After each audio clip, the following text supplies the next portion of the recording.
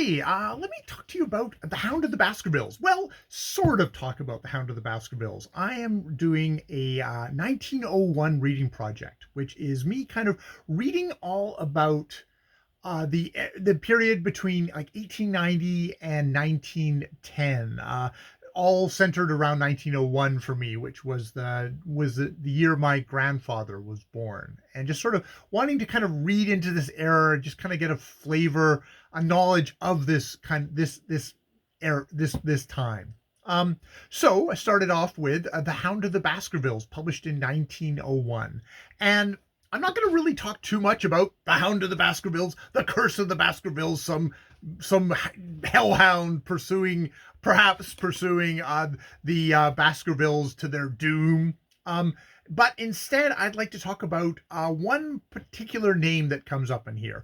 Dr. Mortimer comes to Sherlock Holmes and Watson about this hound pursuing the thing. And he comes to Holmes saying that, like, oh, you are the second greatest expert in Europe. So I figured I would come to you because you're maybe a little bit more practical man on the matters. And Holmes is like, oh, who's number one? And he says Brtlln. And that was like, oh, who is Brtlln? And Brtlln is an actual fellow. This is Brtlln. This is his mugshot.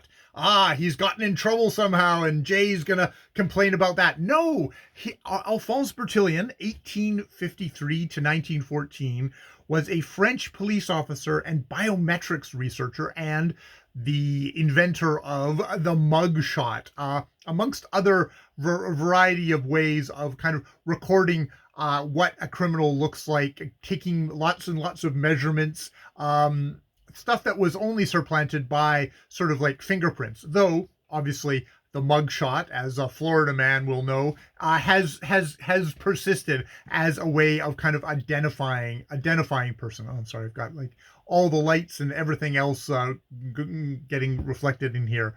So yes, he is someone who's sort of like the beginnings of, at least, are a major figure in police forensics. The idea of like crime scene photography also comes from Brtlln. So, a fairly major fellow, and someone you say, the great scientific detective, fictional scientific detective, is indeed supplanted by someone who is maybe the actual great scientist at the time, the great scientific detective of his time, or at least someone who's coming up with methods that the police would use to pursue criminals and to track them and stuff like that.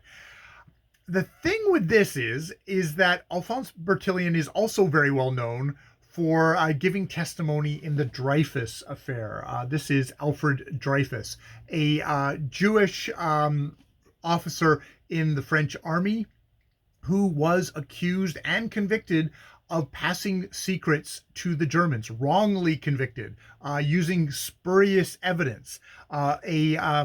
From what I have learned so far, because I am definitely at the beginning of this project, a note was found in a trash bin, and ended up getting attributed to Dreyfus through testimony by people like Brtlln, who, while not a handwriting expert, testified as a handwriting expert, seemingly maybe bending under the will of higher-ups who really wanted to go after this Jewish officer who had definitely suffered from tons of anti-Semitism already in his career.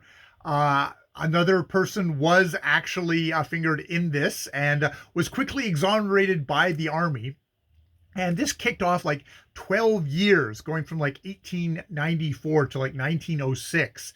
12 years of just wranglings of the two sides. This rift the French society into the Dreyfusards and the anti-Dreyfusards. The anti-Dreyfusards being extremely anti-Semitic in powering. This is, you get the stuff of like international Jewry is gonna destroy our country and stuff like that. This kind of nonsense, which really did have a deep and lasting impact on a lot of people, including observers who went on to found the modern Zionist movement, and the idea of we need to have a homeland not in Europe all that sort of stuff. So fairly major, and also probably showing, deep roots of anti-Semitism going well back before, the rise of Hitler and the Nazis.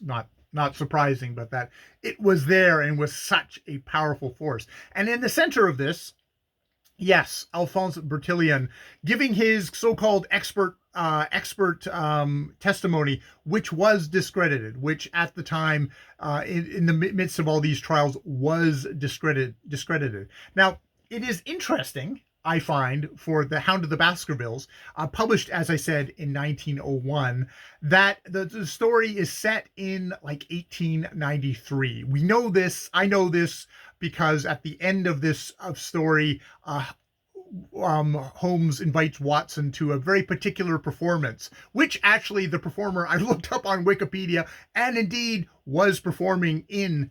It was this season of 1893, so a year before the Dreyfus affair erupts. This story is when this story is set and invokes the name of Brtlln before he really makes a complete ass of himself. At least I would say makes a complete ass of himself. Now, I'm not quite sure if at 1901, when the story was published, whether that was readily apparent to someone like Conan Doyle. Conan Doyle admired his policing techniques. That seems to have been I've established so far what I've discovered. But it's just like it was one of these things of just reading this story of this story and going, Brtlln, who is Brtlln? And then it just like, oh, this is the fun stuff I want to find in reading through this era. Is just like one thing connects to another thing. So you go from Brtlln to the Dreyfus affair, to other things that are going on at the times. All these lovely connections, and having this amount of a distance from it, being able to raid Project Gutenberg for works like this or other works as well. Zola's J'accuse, which is a defense of Dreyfus. Many other things to dig my claws into. So yeah, just that little set thing of like, Brtlln, who's Brtlln, and just pulling on that and figuring it out. The story, yeah, it's a fun story. I mean, we do have the great scientific expert kind of fantasy Sherlock Holmes being set aside.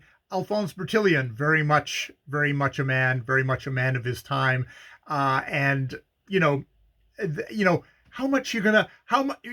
careful how much you trust experts, and trust experts when they're actually experts in their own field.